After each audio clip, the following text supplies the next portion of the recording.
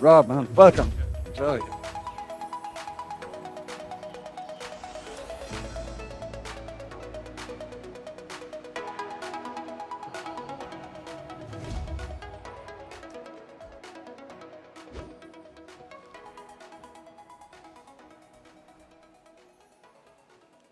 Wow, thank you. Thanks everyone for giving me 15 minutes of your time. I didn't actually know there was a video, so that's thrown me a little bit already, but it did look good. So I'm here to talk to you a little bit today about a topic that is very close to my heart, professionally and personally, which is content, one of the major loves of my life. So let's talk about content and just how much of it there is in the market. So when I first started to think about what I was going to discuss with you guys today, these were the questions that popped into my head. And it's not just about content, this is about the way we live our lives today. So, can you get too much of what you love? And is spoilt for choice even a thing? That was something that I was tossing around when I started to think about putting this together. And I came to the conclusion on all these things that it's not how much is out there, it's not how much is served up to you, it's how you consume it. And it's how it's presented to you to be able to give you the experience that you want. And that last question there, do we want everything in one place? I know I do, because the way we live today, everything is on your mobile phone, and that just works. So yes, we do want everything in one place, but we want to be able to consume it in the best way and most logical way we possibly can. Just to step to the personal side for a minute, I wanted to let you know a little bit about me, so the people in the audience who don't know me, you can tell from the accent. Hopefully you can understand what I'm saying.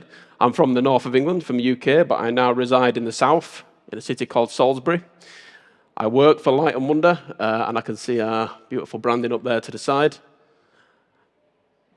One of my other passions, aside from content, is travel, and that's a good thing, because I get to travel a lot in this line of work. The other passion I have, and hold this against me if you will, is listening to Neil Diamond. So we can talk about that a little bit later. So when I first came to look into this from a data point of view, I was shocked by some of the numbers that we see across our OGS network. So open gaming, as we call it, is a two-sided network where we serve our content out to our customers across the globe. And some of the stats that we glean from this are quite mind-boggling. So 30% of those top 20 games in Q2 this year from these key markets that we see on here were released in pre-2019. Now, if you couple that with the fact that we've now got 2,000 more games on our platform than we did in 2019, and our OGS network has more than doubled, that tells us something. That tells us that players like to stick to what they know, and they like to stick to familiar content. Less than 25% of the top games in that same quarter were released in 2021. Following on from that, if you look at this as a timeline, 40% of the top 20 games in Q2 of this year across those three big markets for us in UK, Europe, as well as New Jersey in the US, were released again pre-2019. The content from that period of time was much more well received and much more stickable than we see content from either 2020 or 2021. Various reasons. Was it the pandemic? Was it the rising content? Was it the distribution and the display of content? All come together, in my opinion, to show why this pattern is emerging. Now, player habits, we said they're changing. Are they changing, or are they just adapting to what's out there and what's put in front of them? Across our OGS network, on all those games in all those key markets, 59% of the games on our network in the UK account for 1% of a total turnover. It's a huge volume of games doing very little. And you can see from the stats on the other side, in our other key markets, 43% in Spain, 41% in Italy, and even in a newish market, a new state like New Jersey that's still relatively new compared to the others, we're still at 34%, which is a lot. Now, the numbers on this slide are not mind-boggling, but they're interesting, and they're small increments, but they have big effects, and they have big impacts to our bottom line. So our medium and high-value players are playing more content per quarter than they did previously. And the big one is here to look at our highest spenders across all of our OGS network, what encompasses all of the major suppliers globally. They're playing 2 more games a quarter than they did at the same time last year. Doesn't sound a lot, but 2 out of those 11 games are new to those players, which gives us as suppliers a little bit of hope. So what does this mean for us as supplier? I'm talking from a supplier lens, and this is something that we encounter and discuss every day.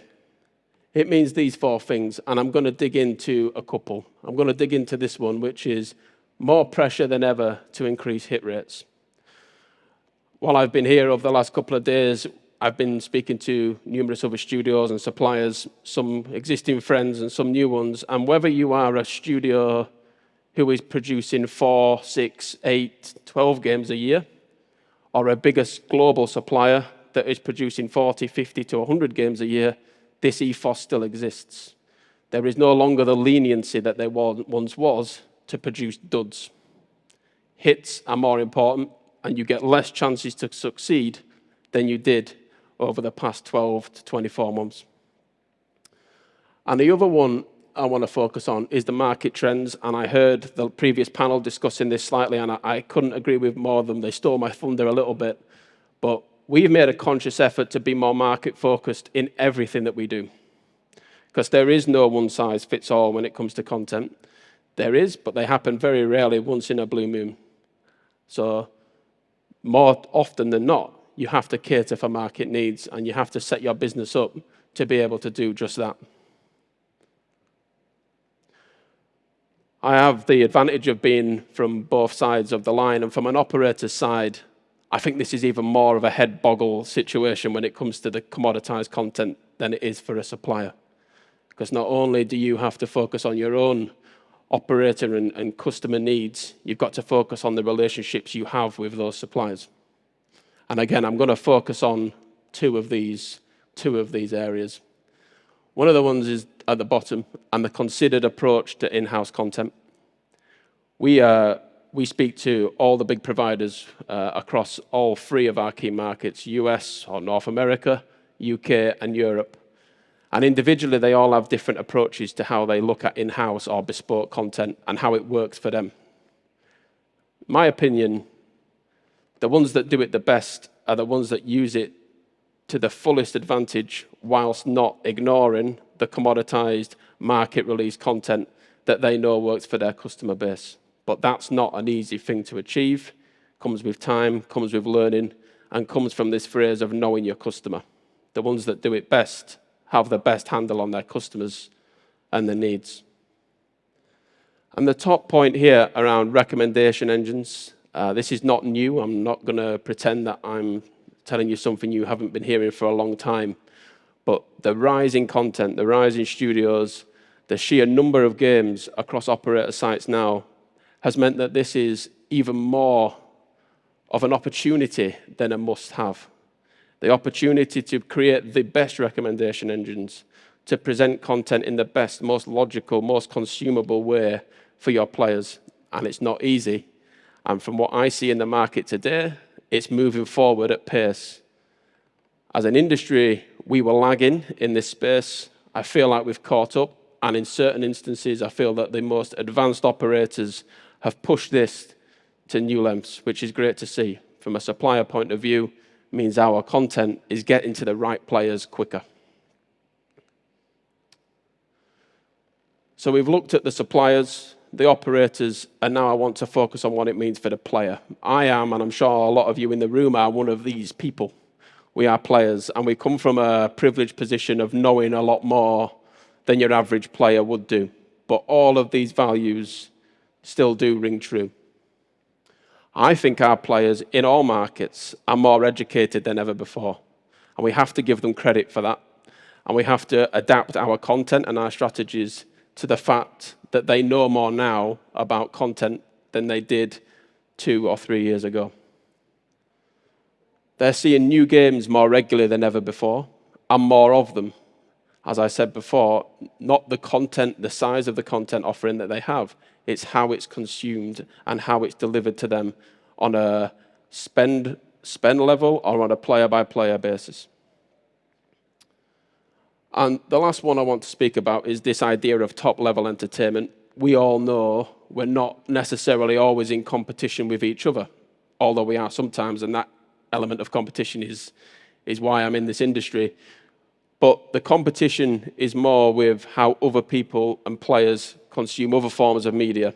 And to keep ourselves relevant, we push each other every day. And that's great to see. And again, the quality of the content is higher, in my opinion, than it ever has been before in various ways, whether it be mechanics, math models, themes, front end, art, everything has stepped up considerably in the last 12 to 24 months, meaning that we all have to keep pace. Now, I don't, the answer to this, what the future holds, I actually don't know, but I've had a guess, and you can agree or disagree with what the future may hold for operators and players alike. I've gone through some of these in the previous slides, but I want to touch on another couple that we didn't perhaps mention. So from an operator perspective, the sheer amount of content has to evolve, and it can't always go up. Sometimes it has to come down, and that's sometimes operator choice. Sometimes that they cultivate their offerings. More often than not, it's because they're forced into it, whether it be reg changes, whether it be tech limitations, whether it be native mobile, or whether it be optimizations of their site. And as suppliers, we have to look at that as a positive. In my opinion, it's not a bad thing. It's a good thing. You saw on the previous slide that 59% of content that contributes to 1% of a turnover. Do we really need it? Probably not. We have to embrace that and work with the operators as suppliers to make sure that they're doing it in the right way and the effective way and a most beneficial way, ultimately, for the player. From the player side, I want to touch on this big one at the bottom that I asked to be put in big, bold capitals, because I think this is key to everything I've been speaking to you about. Players nowadays, that education level, that want to consume specific content has made them more ruthless than ever before. And I know this because I do this. This is how I operate. If I launch a game and a loading screen comes up of a provider that I've had mixed emotions about, I don't even get past the loading screen before I'm on to the next one. They are ruthless, and you do not get as many chances and shots on goal as you did, again, 12 or 24 months ago. Is it a bad thing? Again, probably not. It makes us hold ourselves to higher standards, and that's something internally at my business that we've been very proud to be able to evolve over the last 12 months. And sticking with suppliers, how do we evolve? I actually think I know the two big ones, and I've left them on the slide because if I told you the answers, my boss wouldn't be too happy with me. But these are some other thoughts that I think I can leave you with. To be brave and stand out from the crowd is one. And the suppliers in this industry who I see thriving at the moment, do this particularly well. They're not scared to innovate. They're not scared to push forward. They're not scared to put something out there that is new to players and operators alike, because they have built up, or they have the recognition that this is the way that they are going to evolve their business. To that end, once you've been brave and you've stood out from the crowd, you find a niche. The best studios find a niche. And if you find that niche, it's very difficult, if you embrace it in the right way, for it to be copied and mirrored by others. They will try. Believe me, they will try. We try. Everyone tries. But it's not an instant success. Finding that niche and being proud of it and being true to it is what will make you succeed.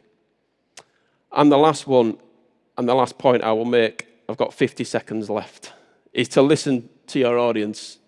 Something I have personally and as a team at Light & Wonder been really pushing to do over the last 6 months.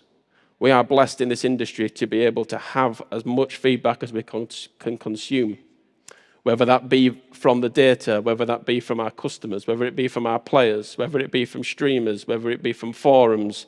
The list is endless. The answers are there. They're telling us what they want to see. They're telling us how even to do it in a lot of cases.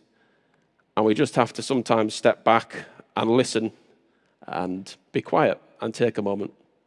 And that's me. That is all I have to say about content and how much there is in the market. I was going to ask if there's any questions, but we don't have the facility to ask, but I will be outside if you want to come and find me. More than happy to talk more about all things content. Thank you, everyone.